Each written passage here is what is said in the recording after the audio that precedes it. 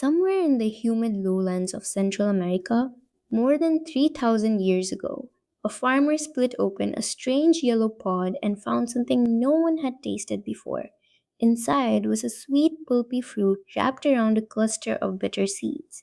He could not have known it, but those seeds would one day be worth more than gold, spark obsession across two continents, and become the secret pleasure of emperors and kings. This is the story of chocolate. Not the smooth bar wrapped in foil that sits on a supermarket shelf today, but its ancestor, a dark, frothy, bitter drink, sipped from golden cups by the most powerful men in the ancient world. The story begins with the Olmec, one of the earliest civilizations of Mesoamerica. Around 1,000 years before the Common Era, they were already cultivating the cacao tree and processing its seeds. Traces of cacao residue found in ancient pottery reveal that this was no accident. It was deliberate, cultivated, and prized. From the Olmec, the knowledge passed to the Maya, who elevated cacao from a curiosity into something sacred. To the Maya, chocolate was not a treat, it was woven into the fabric of daily life. Families drank it with meals, priests offered it to the gods. Brides and grooms exchanged it as part of marriage negotiations, alongside jade and cotton. Chocolate even appears carved into temple walls and painted onto ceramic vessels, sometimes labeled with the very recipe used to make it: honeyed cacao, chili cacao, foamy cacao. Each one a variation on a drink the Maya believed connected the human world to the divine. And that froth mattered more than almost anything else. To create it, servers would pour the liquid from a considerable height again and again from one vessel into another, coaxing the cacao butter to rise into a thick, bubbling crown. A cup of chocolate without foam was considered incomplete. Some historians believe the froth itself symbolized breath, or life force, rising to meet the gods. When the Aztec Empire rose to power centuries later, they inherited this reverence and intensified it. But there was a problem. Cacao trees could not grow in the cool highlands of the Aztec capital, so cacao beans became something even more valuable. They became currency. A rabbit might cost 10 beans, a turkey, perhaps 100. Taxes could be paid not in gold, but in cacao. It is one of history's more remarkable footnotes that people once carried their wealth in a sack of seeds destined to become dessert. Chocolate itself was reserved largely for nobility, warriors, and priests. It was not sweetened.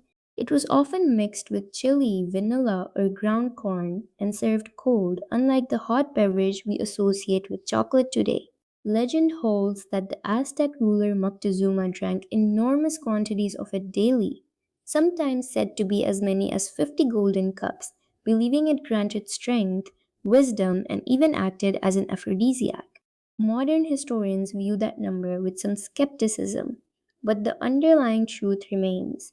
Cacao was treated less like a food and more like a source of power. Then, in the early 16th century, the world of cacao collided with another. Spanish conquistadors arrived in Mesoamerica, and among the treasures that caught their attention were these strange, bitter beans, guarded and traded like precious metal. At first, the Spanish found the drink harsh and unappealing, but they recognized its value, both cultural and commercial. Historical accounts differ on exactly how chocolate first reached the Spanish court. Some credit Hernan Cortes, who is said to have brought cacao beans back after his campaigns.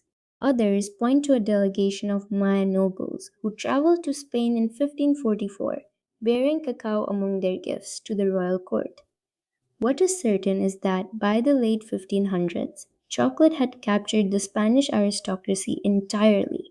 In 1585, the first major shipment of cacao beans arrived in Seville, marking the beginning of chocolate as a European commodity. And then came the turning point. The Spanish did something the Maya and Aztec never had. They added sugar. What had been a bitter, ceremonial drink became something rich, sweet, and irresistible. They also began serving it hot rather than cold.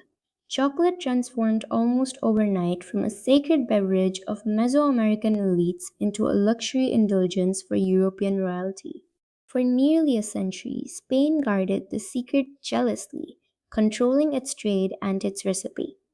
But secrets rarely survive contact with desire. By the 1600s, chocolate had spread to Italy, then France, then England, carried along trade routes and royal marriages. It became fashionable in the courts of Louis XIV and beyond, served in ornate porcelain cups, whispered about as both a delicacy and a stimulant. Chocolate houses opened in London, rivaling the new coffee houses as places where the wealthy gathered to sip, gossip, and be seen. But this rising empire of pleasure came at a devastating human cost.